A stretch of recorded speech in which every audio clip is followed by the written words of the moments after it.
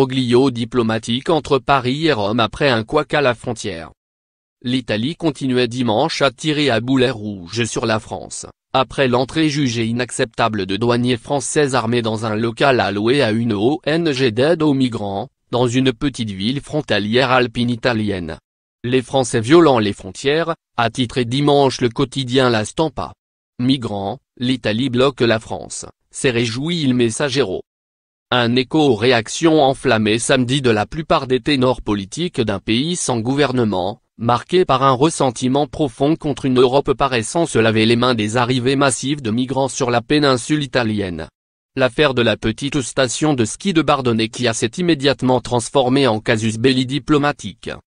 Lire aussi, en 20 ans, 1 million de migrants sont arrivés sur les côtes d'Italie.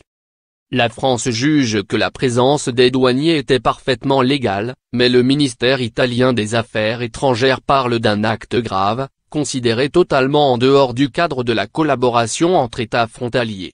Le parquet de Turin a annoncé dimanche l'ouverture d'une enquête portant à ce stade préliminaire sur des soupçons graves, abus de pouvoir, violence privée et violation de domicile. Le parquet avait reçu au préalable un rapport du commissariat de Bardonecchia sur l'entrée de douaniers non identifiés vendredi soir dans un local mis à disposition de l'ONG Rainbow for Africa. La brigade ferroviaire des douanes françaises de Modane, en contrôle sur le TGV Paris-Milan, est entrée dans le local pour soumettre un Nigérian soupçonné de trafic de drogue à un dépistage urinaire dans les toilettes, a expliqué la France. Mais les bénévoles de l'ONG ont vécu l'arrivée des 5 douaniers armés dans ce lieu d'accueil comme une irruption brutale. Le ministre français des Comptes publics, chargé des douanes, Gérald Darmanin, a annoncé dimanche qu'il se rendrait dans les prochains jours en Italie pour s'expliquer avec Rome. Mais il n'est pas question de présenter des excuses pour la présence de douaniers qui n'ont rien fait d'illégal en utilisant un local mis à disposition dans le cadre d'un accord franco-italien de 1990, a-t-il dit. Même si l'Italie a donné très récemment la jouissance de ce local à une ONG, les douaniers ont demandé l'autorisation d'y entrer, ce qui a été accepté, a-t-il argué. Pour calmer le jeu en attendant de se rendre à Rome, Gérald Darmanin a néanmoins demandé aux douaniers de suspendre le fonctionnement de l'accord de 1990.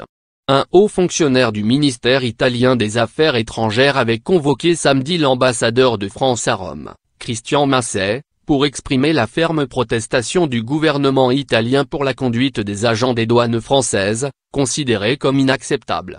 Il s'était référé à de récents échanges d'informations entre les douanes françaises et les chemins de fer italiens, précisant que le local de la gare de Bardonecchia n'était plus accessible, car désormais utilisé par une organisation humanitaire. Au lieu d'expulser des diplomates russes, il faut éloigner d'ici les diplomates français, avait réagi samedi le président de la Ligue, Matteo Salvini, extrême droite, arrivé en tête des dernières législatives grâce à une coalition avec le parti de droite de Silvio Berlusconi et son slogan l'Italie d'abord. Avec nous au gouvernement, l'Italie relèvera la tête en Europe, nous n'avons pas de leçons à recevoir de Macron et Merkel, et nous contrôlerons nos frontières, avait ajouté Salvini.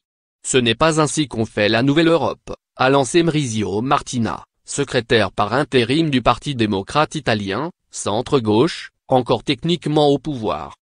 La station de ski de Bardonecchia, Piémont, voit arriver un flux régulier de migrants, même si les trains pour la France sont fortement contrôlés.